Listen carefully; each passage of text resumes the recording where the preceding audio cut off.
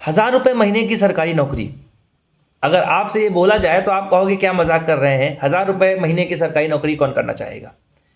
लेकिन आज हम बात करेंगे एक बहुत ही महत्वपूर्ण अंग के बारे में, जो सरकार को निर्माण में या सरकार के निर्माण में बहुत महत्वपूर्ण रोल प्ले करता है। हम बात कर रहे हैं BLO यानी कि बूथ लेवल ऑफिसर की। बूथ लेवल ऑफिसर अपने आप में बहुत इंपॉर्टेंट एक अधिकारी होता है, एक कह सकते हैं एक ऐसा अंग होता है इलेक्शन कमीशन का, जिसकी मदद से पूरे के पूरे चुनाव को संचालित करने में सहायता मिलती है। ये BLO वही होते हैं जो हर चुनाव से पहले आपके घर आते हैं, आपकी जानकारी इकट्ठा करते हैं, नए वोटरों को ऐड करते हैं, जिनकी मौत हो चुकी है उन वोटरों को हटाते हैं और सारी वोटर लिस्ट को तैयार करने में सरकार की मदद कर रहे होते हैं, इलेक्शन कमीशन की मदद कर रहे होते हैं। सामान्य तौर पर ये BLO जो होते हैं वो आपके निचले दर्जे के, निचले स्तर के कर्मचारी होते हैं, जो ग्रुप C या ग्रुप D में काम कर रहे होते हैं, या अधिकतर अगर देखा जाए तो मैक्सिमम केसेस में देखा गया है कि ये वे कर्मचारी होते हैं जो सरकारी स्कूलों में टीचरों के पद पर कार्य कर रहे होते हैं।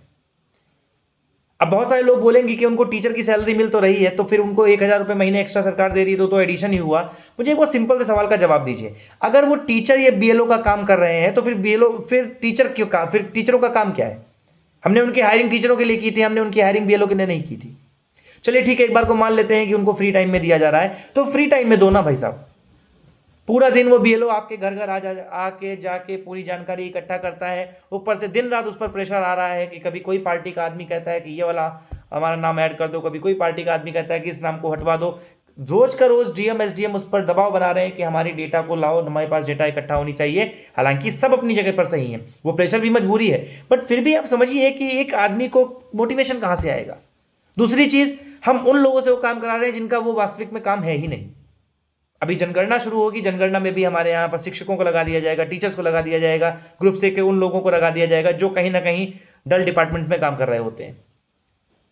अब सवाल ये उठता है कि हमें वास्तविकता में इस तरह के सिस्टम की जरूरत है। और आप समझिए कि जब आप इस तरीके के सिस्टम का निर्माण करते हैं तो उनका भी मन नहीं होता काम करने का, और वो भी पूरे मन से उस तरह के काम को नहीं कर पाते, और फिर समस्याएं तो हमने सबने देखी हुई हैं।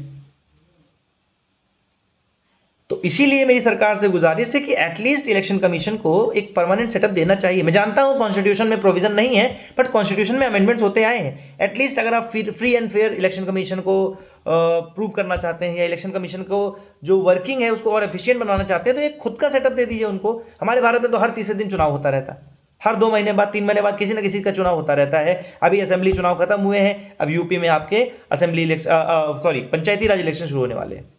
तो एक कम से कम एक मिनिमल स्टाफ तो रहे, एडिशन के लिए हम बाद में कम ज़्यादा कर सकते हैं। Thank you.